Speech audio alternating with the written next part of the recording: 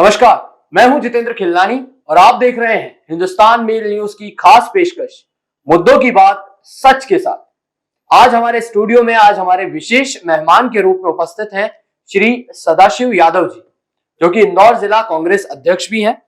इससे पहले आप इंदौर जिला कार्यवाहक अध्यक्ष के पद पे भी 6 साल तक कार्यरत रहे हैं। आपका बहुत बहुत स्वागत है हिंदुस्तान मेल न्यूज के स्टूडियो में। आपसे करने के लिए मेरे पास आज बहुत बातें हैं, तो मैं शुरुआत करूंगा सदाशिव जी। इंदौर जिले में अभी हम देख रहे हैं कि ये एमपी में अभी चुनाव होने, विधानसभा चुनाव होने हैं इस साल। इंदौर जिले में कांग्रेस किस तरह से सामना करने वाली है बीजेपी का, और क्या खास तैयारियां हमने कर रखी है? देखिए, हमारी जो पार्टी की तैयारियां हैं वो सुचारू रूप से एक जैसी चलती रहती है। हम तो जब भी हो चुनाव के लिए तैयार रहते हैं। हमारी एक टीम है, हमारे कांग्रेस कार्यकर्ताओं की फौज है, और आपको बूथ स्तर पर हमने बूथ कमेटियां बनाई है, और मंडलम सेक्टर, और हमने ग्राम पंचायत कांग्रेस कमेटियां भी बनाई है। और अभी जिस तरीके से मैं पिछली बार भी अध्यक्ष रहा हूँ, लगातार मैं 2012 से 18 तक मैं इंदौर जिला कांग्रेस कार्यवाहक अध्यक्ष रहा हूँ, और फिर मैं पूर्णकालिक अध्यक्ष 18 से अभी तक हूँ। तो हमने मंडलम सेक्टर बनाए हैं, और मेरे इसके बीच में ग्रामीण के कहीं चुनाव आते हैं, तो विधानसभा की ऑटोमेटिक तैयारी, लोकसभा की ऑटोमेटिक तैयारी हमारी होती है। तो वही लोग काम करते हैं पार्टी के लिए, जो वह स्थानीय चुनाव भी जो होते हैं। तो हमारे मंडलम सेक्टर प्रभारी, ये सब हमारे बूथ पर एक टीम बनी हुई है, और समय समय पे हमारे प्रभारीगण, हमारे प्रदेश अध्यक्ष आदरणीय कमलनाथ जी मीटिंग रखते हैं, और उसमें कौन काम कर रहा है, कौन नहीं काम कर रहा है, उसका हमें उन्होंने पूरा अधिकार दे रखा है। तो हम एक अच्छी टीम के साथ हम लड़ाई लड़ने के लिए तैयार है, और 2023 में मैं आशंसित हूँ पूरा कि हमारी कांग्रेस सरकार बनेगी आदरणीय कमलनाथ जी के नेतृत्व में, और लोकसभा चुनाव में भी हम 2024 में जीतेंगे। ये बात हो गई हमारी जो तैयारियां हैं, लेकिन अगर हम बात करें जो वर्तमान सरकार है, भाजपा सरकार की अगर हम बात करें, तो भाजपा सरकार ने अभी वर्तमान में तैयारियां शुरू कर दी है। उन्होंने भी चुनाव के मद्देनजर विकास यात्रा पूरे मध्य प्रदेश में निकाली गई है। उसको लेकर आपको क्या लगता है कि कितना उसका प्रभाव पड़ सकता है आपके हित में, परिणाम के विरुद्ध, या फिर उसका कोई असर नहीं होना है? आपको, आपकी क्या प्रतिक्रिया है? आप देखिए कि बीजेपी 18 साल से बीजेपी राज कर रही है। अब अभी मैं कहीं उदाहरण आपको बता सकता हूँ कि जहां पर पंचायत भवन बन चुका, उसका लोकार्पण हो गया, और 1 साल पहले हो गया है, उसी का पत्थर उखड़ा के खुद एसडीएम तहसीलदार ने, महू की चोरल की घटना आप ले लीजिए, वहां शिलालेख को तोड़ा गया इनके समक्ष, इन अधिकारियों के समक्ष इन्होंने तोड़वाया। तो किस तरीके से बीजेपी विकास यात्रा निकाल रही है, और फिर उषा ठाकुर मंत्री है, उषा ठाकुर जी उसका लोकार्पण कर रही है। तो जो काम हो चुका है, कहीं रोड का है, चाहे वो हरसोला ले लीजिए, कहीं ऐसी पंचायतें हैं, हमारे देपालपुर में हमने ज्ञापन दिया था कि बीजेपी क्या बताना चाहती है, उनके घर का पैसा है। एक हमारे विधायक है आदरणीय विशाल पटेल जी, वहां उनका पत्थरों पे शिलालेख पे नाम नहीं है। तो प्रोटोकॉल को भी ताक में रख के किस तरीके से अधिकारी एक एजेंट के रूप में काम कर रहे हैं, अपने स्वाभिमान को बेच कर काम कर रहे हैं, नियम कानून उनके लिए कुछ है ही नहीं, डर है ही नहीं। तो विकास यात्रा, आप विकास कीजिए और फिर उसका शुभारंभ कीजिए। केवल बताना, इतना विकास करके अभी लोकार्पण किया, अभी भूमि पूजन किया, जो हो गया है उनमें क्या बताने की जरूरत है, और वो भी स्थानीय गांव में, कि जनता को सब मालूम है, लेकिन शहर में मालूम नहीं है कि पंचायत भवन का लोकार्पण पहले हो गया था, कि और भी अन्य लोकार्पण या भूमि पूजन पहले हो गया था। तो ये सब आंकड़े में जादूगर है बीजेपी, लेकिन वहां क्या लाभ मिलना है उस बूथ पे और उस गांव पे, तो वो तो गांव वालों को मालूम है कि हमें तो ये पहले सुविधा, एक वहां पे सरपंच होता है, सरपंच जनप्रतिनिधि है, जिला पंचायत जनपद सदस्य ये जनप्रतिनिधि है, कांग्रेस के हैं तो उनको दूर रखा जा रहा है, सरपंच को यदि वहां लोकार्पण हो रहा है तो उसको दूर रखा जा रहा है। तो ये भेदभावपूर्ण नीति अपनाकर क्या बताना चाहती है बीजेपी? कई जगह बीजेपी ने विकास यात्रा की, वहां विधायकों को भगाया है। क्यों? जनता भगा रही है, कोई कांग्रेस नहीं है। तो इतना आक्रोश है कि कई जगह सामना करना पड़ा, आपके मीडिया में खूब छपा है। तो आप देखिए कि मंत्रियों का विरोध हो रहा है। तो ये विकास यात्रा नहीं है, ये विनाश यात्रा है। और आपको विकास यात्रा निकालने की क्या जरूरत है? आपने विकास किया है तो वहां पे तो लोगों को मालूम है, लेकिन एक झूठा आडंबर, शिवराज जी को उनकी कुर्सी बचाना है, उनकी डामाडोल दिख रही है कि बीजेपी उन पे विश्वास नहीं कर पा रही है, उनके राज में भ्रष्टाचार खूब हो रहा है और निरंकुश है, अधिकारी सब अधिकारी चला रहे हैं। उनके कहीं उनकी मीटिंग में विधायकों ने शिकायत की है, अध्यक्षों ने शिकायत की है कि हमारा कोई कलेक्टर नहीं सुन रहा, हमारा तहसीलदार नहीं सुन रहा। तो इस टाइप से बस कंट्रोलिंग अकेले ने रखा है और अधिकारी शासन को चला रहे हैं। तो सदाशिव जी, क्या हम ये बोल सकते हैं और क्या आप ये मानते हैं कि विकास यात्रा जो है कहीं ना कहीं भारत जोड़ो यात्रा का आनंद फानंद में दिया गया जवाब है? भारत जोड़ो यात्रा की तो क्या बिरोबरी करेंगे। भारत जोड़ो यात्रा आप देखिए कि कन्याकुमारी से कश्मीर तक निकाली, पैदल यात्रा निकाली। वो राहुल गांधी जी ने 6 माह तो 5,770 किलोमीटर पैदल चलना। आप देखिए कि इतना पैदल चलना और विकास यात्रा एक रथ बना दिया और अधिकारी चला रहे हैं और विकास यात्रा का गुणगान कर रहे हैं। अरे आप पैदल जनता से संवाद किया और उन्होंने जिस तरीके से मीडिया ये उद्योगपतियों के हाथ में चला गया है, मैं ऐसा नहीं कह रहा हूं कि मीडिया सब उनने खरीद रखा है, लेकिन बड़े बड़े जो चैनल हैं दिन रात क्या दिखाते हैं, केवल राहुल गांधी जी की गुडविल को खत्म करने का जो करोड़ों रुपया उद्योग के मार्फत बीजेपी दे रही है उसी लिए, और देश में क्या चल रहा है उसके लिए, और धर्म से धर्म को आपस में लड़ाया जा रहा है, एक नफरत की भावना को बढ़ाया जा रहा है बीजेपी ने के द्वारा। इसलिए आदरणीय राहुल गांधी जी ने पैदल यात्रा निकालकर, आजकल हर किसी के पास मोबाइल है, सोशल मीडिया इतना आगे आ गया है कि उनकी बात एक आम जन तक पहुंचे कि देश में क्या चल रहा है, मोदी जी ने किस तरीके से देश की जो संपत्तियां हैं उनको बेचने का काम, और बड़े बड़े उद्योगपतियों को अडानी और अंबानी को ये कहीं संपत्तियां बेचने का काम और उनको बढ़ाने का काम और उनका कर्ज माफ करने का काम बीजेपी कर रही है। उसको जन जन तक पहुंचाने के लिए ये भारत जोड़ो यात्रा आदरणीय राहुल गांधी जी ने निकाली और उसका परिणाम आपने रोड पर देखा था कि आम जन कांग्रेस का नहीं होते हुए भी उनको सुनने और उनको देखने जरूर आया था कि राहुल गांधी जी क्या बोलते हैं। ये मीडिया दिखाई नहीं रही है, इसलिए वो आते हैं और उनको सुनते हैं।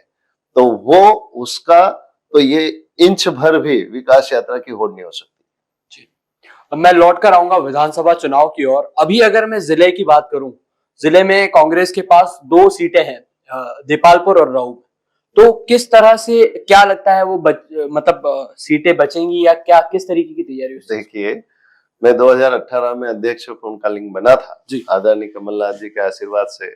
मेरे को संगठन में 22 साल हो गए हैं, 22-23 साल। 2001 में मैं यूथ कांग्रेस का अध्यक्ष बन गया था, ब्लॉक कांग्रेस कमेटी का। तो मैं जब से देख रहा हूं ग्रामीण हमेशा हम जहाँ काम करते हैं, मेरी कर्मभूमि भी ग्रामीण रही है और विधानसभा हमारी 4 आ रही थी, महू, राऊ, सांवेर और देपालपुर। उसमें हम 3 जीते थे और कुछ कम मार्जिन से हम महू हारे। तो 4 में से हम 3 जीते थे और सांवेर तो आपको पता है कि हमारी जीती हुई सीट, लेकिन धन बल के उसमें तुलसी सिलावट जी बीजेपी में शामिल हो गए और आज जो कमलनाथ जी के गुण गाते थे उनकी योजनाओं के बारे में, और आज उनका नजरिया और रवैया अलग है कि अब गुण गा रहे हैं बीजेपी के, तो वो भी जग जाहिर है। तो हम तो कांग्रेस हमेशा ग्रामीण में मजबूत रही है। ऐसा नहीं है कि शहर में मजबूत नहीं है, वहां भी हमारी पार्टी मजबूत है। पर ये चारों सीटें हम जीतने के उसमें हैं और निश्चित तौर से हम जीतेंगे। बिल्कुल। जिला कांग्रेस अध्यक्ष के रूप में आप लगातार दूसरी बार चुने गए हैं। मतलब क्या मुख्य बिंदु रहे कि दूसरी बार? निश्चित तौर पे आपने अपनी जिम्मेदारियां एक अव्वल दर्जे पे निभाई होंगी, लेकिन आपको क्या लगता है क्या मुख्य ऐसे बिंदु रहे जिसकी वजह से आज आप लगातार दूसरी बार कांग्रेस जिला अध्यक्ष के पद पर हैं? देखिए, ये मेरा सौभाग्य है कि मैं जिस तरीके से मेरे पर उन्होंने जिम्मेदारी फिर से दी शीर्ष नेतृत्व ने कि कोई सा भी काम हो, मैं हमेशा छोटा बन के और हमेशा सबसे मिलकर और काम को कैसे तालीमता से किया जाए उसके प्रति मेरा अहम मकसद रहता है और उसमें मैं खरा उतरता हूँ। जी। मेरा ऐसा कोई भी काम नहीं रहा है कि चाहे वो पार्टी के कार्यक्रम की बात हो, चाहे एक अंतिम पंक्ति के कार्यकर्ता का सम्मान करने की बात हो, वहां तक मैं करता हूं।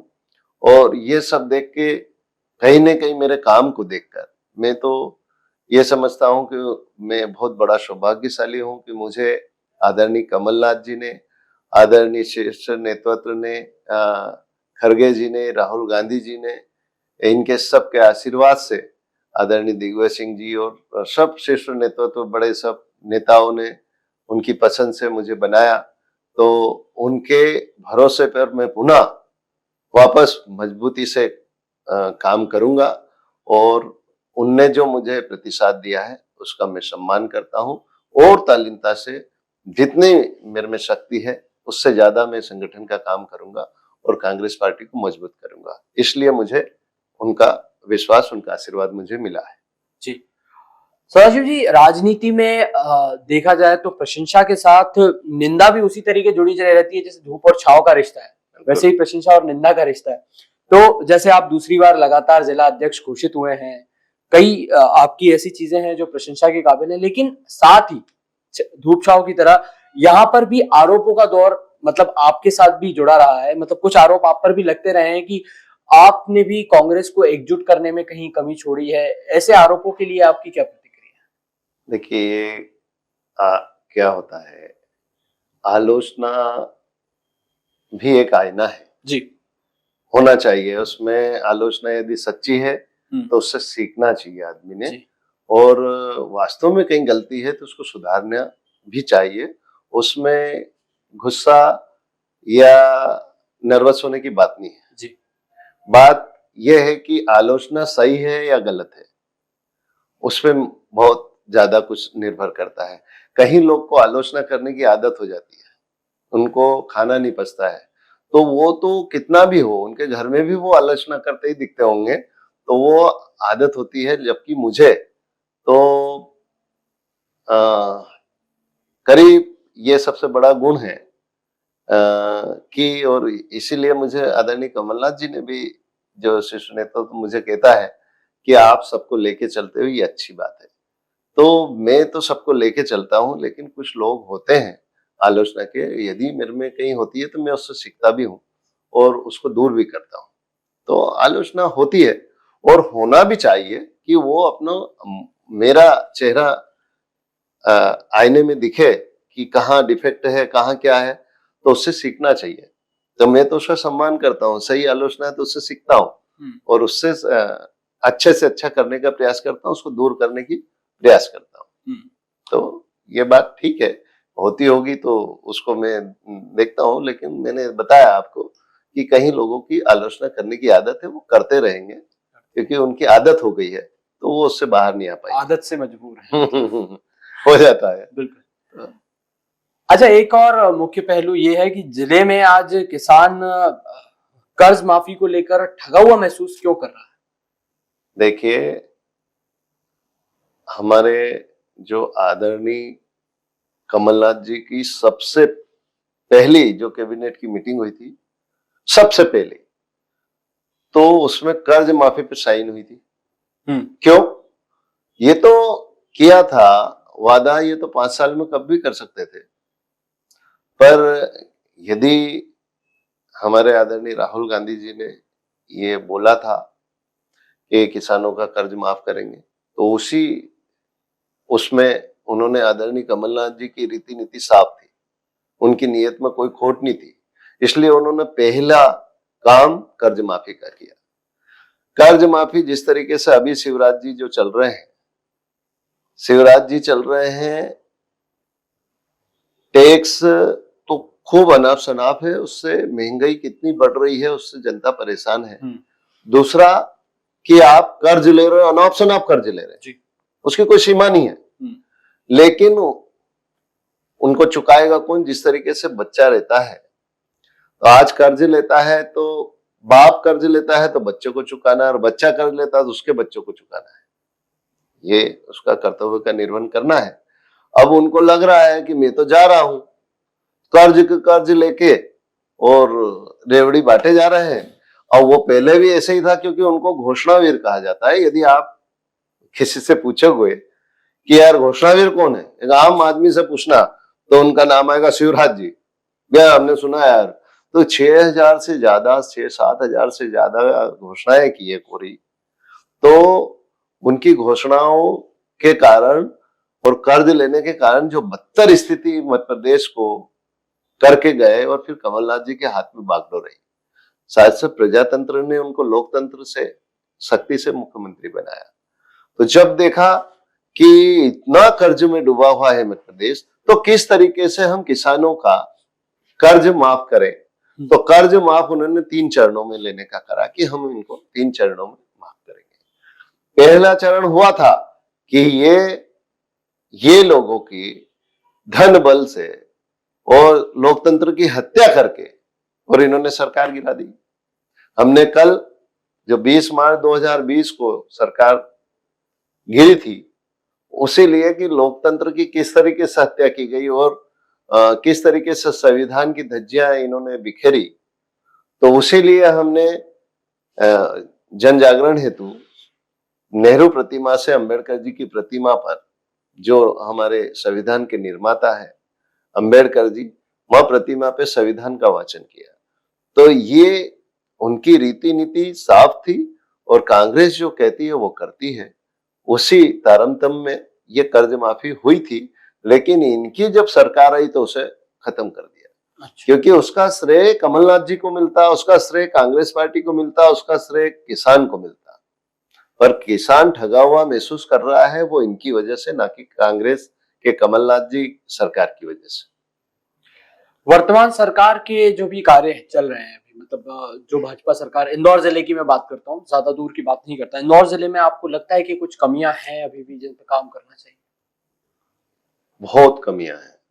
जो कमी को दूर किया था आदरणीय कमलनाथ जी ने, वो कमी वापस जो पहले स्थिति थी वैसी स्थिति मध्य प्रदेश की कर दी उन्होंने 1.5 साल में। जो आदरणीय कमलनाथ जी ने सभी वर्गों को हितों को ध्यान में रखकर जो योजनाएं चलाई थी, जो नीतियां उन्होंने लागू की थी, वो सबके लिए अच्छी थी। चाहे आप विधवा पेंशन ले लीजिए, विधवा पेंशन में ऐसा नहीं किया था कि कोई क्राइटेरिया किया हो, कोई समाज को बांटा हो। उन्होंने जो विधवा बहन है उसको 300 से 600 रुपए पेंशन की थी।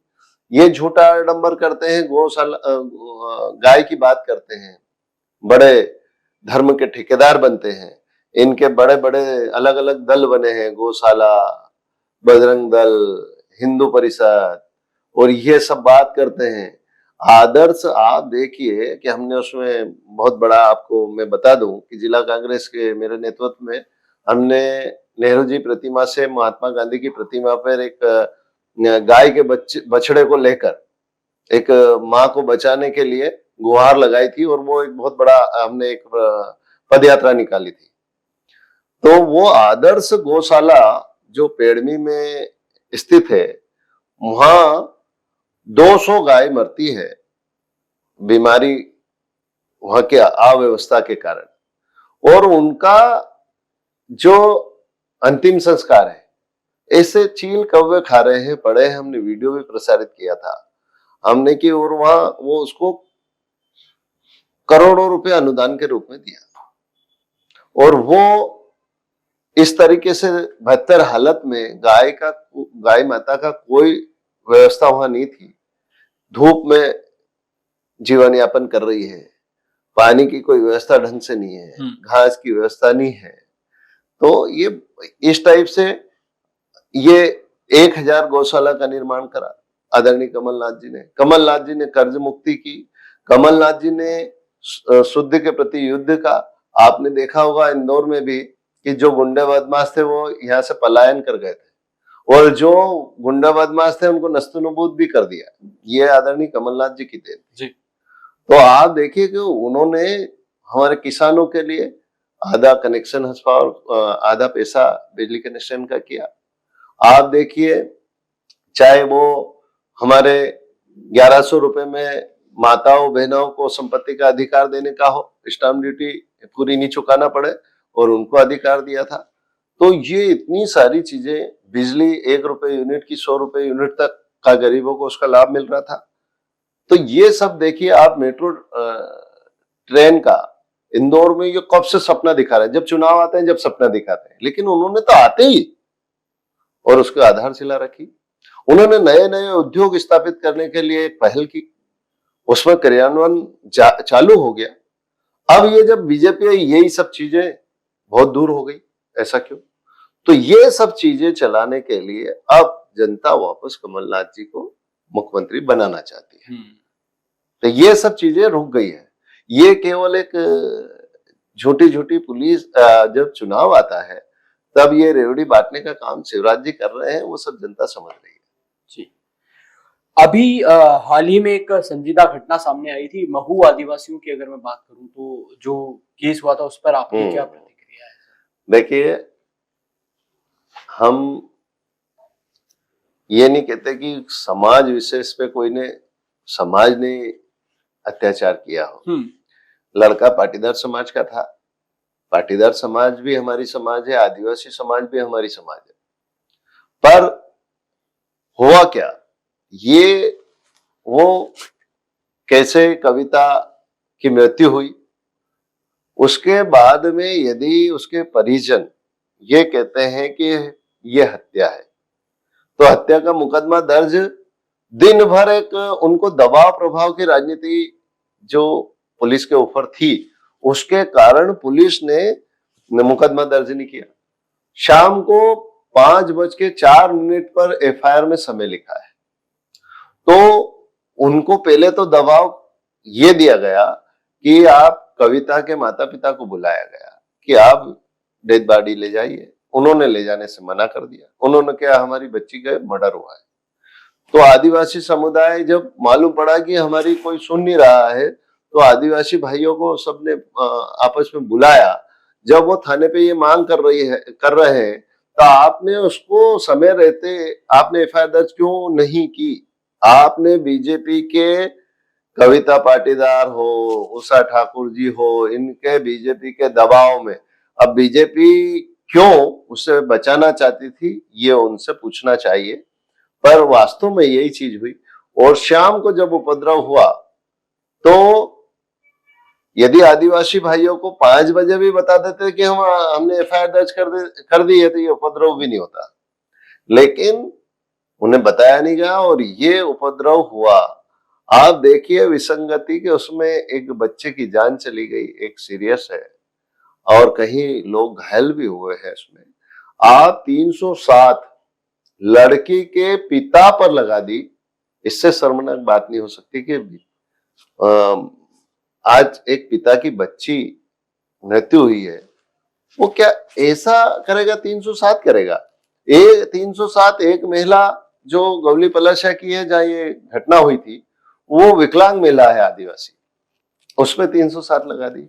120 अज्ञात लोगों पे, मतलब एक पुलिस का जो होता है दबाव प्रभाव की बात, और जो लोग नहीं होते हैं वो बीजेपी का हथकंडा होता है ये कि अब बीजेपी वहां हमारे जितने भी कांग्रेस के साथीगण हैं जो आदिवासी हैं, जो नेतागिरी करते हैं, उनको वो खटकते हैं। तो उनको बुला बुला के दबाव दे रहे हैं कि तू भी था, तेरा नाम लिख देंगे, ध्यान रखना है तो चलो कांग्रेस में आ जाओ। नेता लोग उनको दबाव में ला के कह रहे चल मैं कर दूंगा, पर कांग्रेस में आना पड़ेगा। तो ये कैसी राजनीति कर रहे हैं? उसमें भी राजनीति ऐसे मजबूत होंगे? तो ये देखो, आप इनकी कथनी और करनी में तो आपको पता है कि बीजेपी की जो उषा ठाकुर मंत्री है, उसका बयान एक एक कार्यक्रम में उन्होंने कहा था कि जयस जो आदिवासी संस्था है वो तो आतंकवादी संस्था है, आतंकवादी जैसा काम है उनका। उन्होंने किया कि आदिवासी जो पहाड़ी और जंगल में क्यों रहते हैं, वहां विकास नहीं होता, ऐसी जगह रहते क्यों है? अरे ये आपके जवाब, आपका कर्तव्य है, आपकी जिम्मेदारी है, सरकार की जिम्मेदारी है कि हम नागरिकों को आदिवासी जो पहाड़ में अपनी संस्कृति और संस्कार का वो कर रहे हैं, वहां रहते हैं, उनके पास जगह नहीं है तो बेचारे वहां रहते हैं। तो उसमें मतलब एक तो सरकार को उनका विकास होना चाहिए, उनको स्थान देना चाहिए, उनको समुचित ढंग से पूर्ण विकसित विकास होना चाहिए। तो उस विकास की बात तो दूर है, और उल्टे उषा ठाकुर जी कह रहे हैं कि इसी जगह रहते कहाँ है कि वहां जंगलों में कैसे करें विकास। तो मतलब कुछ भी है, कुछ भी बोलते हैं, कुछ भी करते हैं। और वापस अभी तक उषा ठाकुर जी, जब कमलनाथ जी आने वाले थे इस घटना के 4 दिन बाद, कमलनाथ जी आए उसके आधे घंटे पहले उषा ठाकुर जी आती है। तो उषा ठाकुर को दूर रखा गया भाजपा ने कि उषा ठाकुर कौन है? उषा ठाकुर इस शिवराज सरकार के इसमें मंत्री है, और मंत्री को उनकी खुद की विधानसभा में ये हाल है। उनकी विधानसभा में वो बाद में जा रही है कि जब उनसे कोई मीडिया पूछे तो क्या पूछेगी, या उनको कुछ शर्म ही होगी, या फिर जो भी हुआ होगा। पर आप देखिए कि कितनी जिम्मेदार है कि 4 दिन जब कमलनाथ जी आने वाले हैं, कमलनाथ जी ने तो तुरंत 4 विधायकों को दल पहुंचाया जांच के लिए। मैं भी था साथ में, और आदरणीय महेंद्र जोशी जी, हमें तुरंत गए और वहां घटना का पूछा तो उनसे परिवारजनों से मिले, और परिवारजनों से हमने पूछा कि हुआ क्या, कैसे क्या हुआ। तो उन्होंने बताया कि हम तो मांग कर रहे थे, और इस टाइप से पुलिस ने तानाशाही करके और हमारे एक बच्चे की जान ले ली। तो ये है घटनाक्रम, उसमें दबाया जा रहा है जो भी हो। तो ये क्या है, केवल ऐसे मौकों पे उल्टा कांग्रेस को बदनाम कर रहे हैं कि कांग्रेस राजनीति कर रही है। राजनीति बीजेपी कर रही है। राजनीति इसमें बीजेपी श्रेय लेने की बात करती है, और इससे बड़ी क्षति नहीं हो सकती है कि एक पिता की बच्ची की मृत्यु हो जाती है, एक पिता का बालक की मृत्यु हो जाती है, जो कमाने एक ही सबसे बड़ा लड़का था, वो भी मारा गया। तो आप उनके दुख के लिए आप बात नहीं करते, ये करते हैं कि कांग्रेस उसमें राजनीति करती है। यदि कांग्रेस उनके पक्ष में खड़ी है तो राजनीति हो गई, उनके इसमें विपक्ष में कोई नहीं खड़ा रहे तो बहुत ठीक है, नहीं तो वो तो दोषी है बीजेपी की निगाह में। सचिव जी, एक अंतिम प्रश्न मेरे जहन में, अभी जब मैं स्टूडियो के लिए आ रहा था, तकरीबन 8 से 10 किलोमीटर का मेरा डिस्टेंस है घर से स्टूडियो का जी। मैं 6-7 जगह देखा कि एक टेंट लगा है और काफी महिलाओं की भीड़ लगी है। तो आज जो है लाडली बहन योजना को लेकर जोरों शोरों से रजिस्ट्रेशन कराए जा रहे हैं, तो जिसमें कि हर महीना जो बहनें हैं जो जिन्हें जरूरत है उन्हें 1000 रुपए की मदद सरकार द्वारा प्रोवाइड की जाएगी। इस पर आपकी क्या फाइनल वर्ड्स हैं, प्रतिक्रिया है? देखिए, चुनाव जब आते हैं ना, तो शिवराज जी को मैंने भी पहले किया कि वो तो घोषणावीर है, घोषणा कर देते हैं, घोषणा पे कितना अमल होगा और कैसे होगा। आप देखिए कि जब कांग्रेस शासनकाल में इंदिरा गांधी कुटीर योजना से गरीबों को कुटीर दी जाती थी, अब ये आए कुटीर जो चल रही है गरीबों को मिल रही है, लेकिन ऐसे उसमें नियम पेच फंसाए कि टीवी नहीं होना चाहिए, उसकी पक्की छत नहीं होना चाहिए, कहीं जिस घर में रह रहे हो कभी उनके पास हो, साइकिल नहीं होना चाहिए। अब गरीब के पास ऐसा इतना निर्धन, कोई नौकरी, प्राइवेट नौकरी पे भी कोई घर का सदस्य नहीं हो, तो ऐसा कोई पॉसिबल है? टीवी तो आजकल हर घर में है, मोबाइल जिसके पास हो। अब वो आधुनिक युग में आप पुराने 100 साल पुरानी बात करते हैं, तो ऐसा ही जो 1000 रुपए योजना है, ये चुनावी प्रोपेगेंडा है, चुनावी घोषणा है। अभी उनको वोट लेना है। यदि 18 साल से तुम जब राज कर रहे हो, जब तुम्हें महिलाओं के उत्थान के लिए बात याद नहीं आई? कहीं हमने जैसे कमलनाथ जी ने की कि 500 रुपए गैस की टंकी देंगे, आप करो ना। 500 रुपए करना थी सबको, घर घर है ना गैस की टंकी, गरीबों के पास है, बड़े भी उसका उपयोग करते हैं। सभी आजकल चूल्हों का बहुत कम काम हो गया है। गैस की टंकी इन्होंने बांटी, तो वो उसके क्या हाल हुए? उसको 6 किस्तों में इन्होंने उसके जो बांटी थी टंकी उज्ज्वला योजना के अंतर्गत, उसके वापस पैसे लिए, और अब वो उनके पास गैस इतनी महंगी है कि बेचारे भरा नहीं सकते। 1200 रुपए की टंकी हो गई, जहाँ 400 रुपए में कांग्रेस शासन में मिलती थी, आज 1200 हो गई। तो जो महंगाई बढ़ रही है, अब महंगाई में आप सीधा उन्होंने क्या किया, अब जनता को विश्वास नहीं रहा कि कहीं कोई चीज बांटेंगे तो उसको क्रियान्वयन कैसे होगा, क्योंकि हम विफल रहे सब चीज में। तो उन्होंने क्या 1000 रुपए का कर देते हैं, बाद में नियम डाल देंगे, अभी चुनाव हो जाएंगे, उसके बाद नियम नए नए आ जाएंगे कि तुम्हारे पास मोबाइल होगा, तुम्हारे पास साइकिल होगी, तुम्हारे पास टीवी होगी, तुम्हारे पास ये होगा, तुम्हारा कोई नौकरी में बच्चा करता होगा तो नहीं होगा। खेती, आप आओगे कि कोई भी प्लाट भी नाम से होगा तो उसको लाभ नहीं मिलेगा। अरे आपने क्या कि पहले महिलाओं को रजिस्ट्री होती थी, उसमें 2% छूट थी, कहीं के प्लाट, छोटे प्लाट भी स्त्री के नाम हो तो वो नहीं मिलेगा। आप मतलब आपकी जो केवल कर्ज लेके और किस तरीके से रेवड़ी बांटे, कर्ज में हमारा मध्य प्रदेश जो जा रहा है, भ्रष्टाचार पे कोई लगाम नहीं है, अपराध पे कोई लगाम नहीं है, केवल कैसे बने।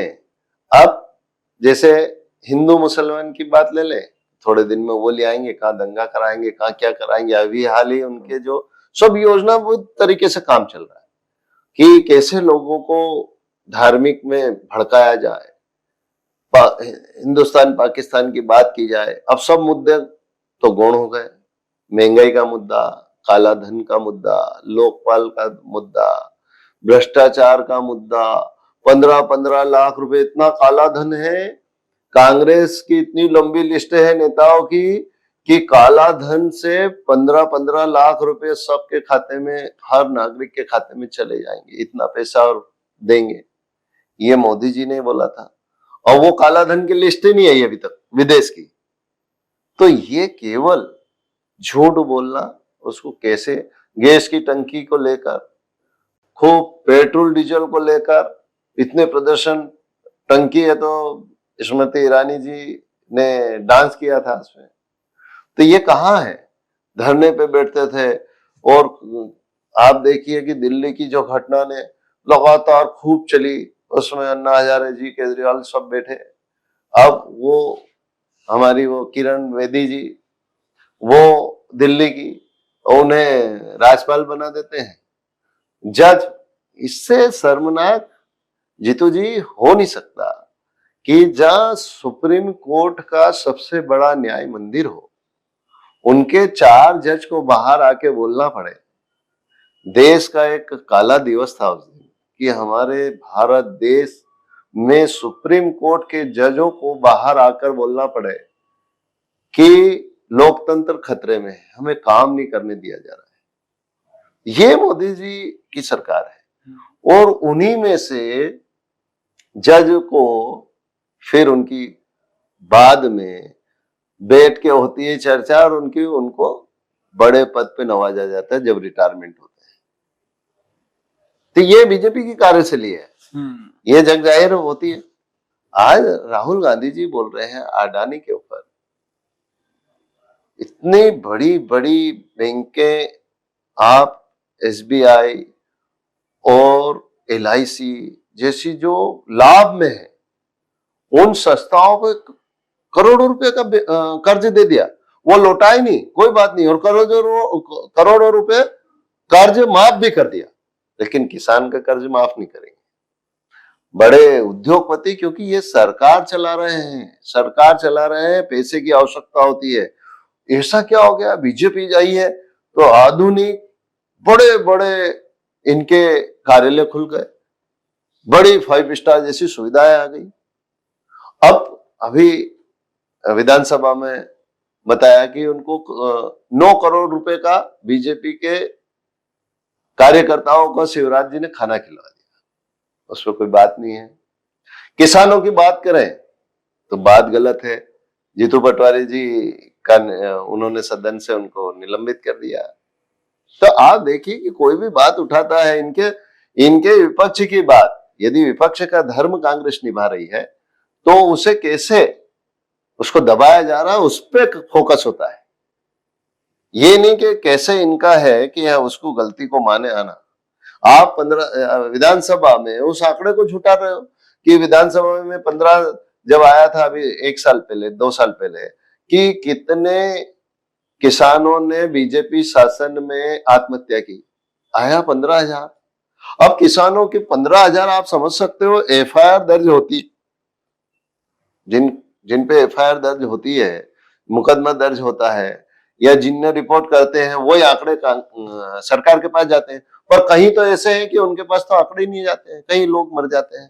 तो आत्महत्या का वही दौर शुरू हो रहा है कि किसानों की दर से बेहतर जीवन के नर्क के समान जीवन हो गया है कि बेचारा को कोई फसल के दाम नहीं है, कोई बिजली। आप देख लीजिए, हम कल मिले तोमर साहब से तो वो जवाब ही नहीं दे पा रहे हैं कि आपने 5 हॉर्सपावर को ऑटोमेटिक 8 हॉर्सपावर में तब्दील कर दिया और 8 की कनेक्शन लिया था किसानों का, वो 10 का कर दिया बिना जांच करे, बिना आवेदन दिए, और उनपे ज्यादा पैसे का उनको नोटिस भेज दिया। और कोरोना काल में जो स्थगित किए थे, जो माफ करे थे बिल, वो वापस जोड़ के दे दिए।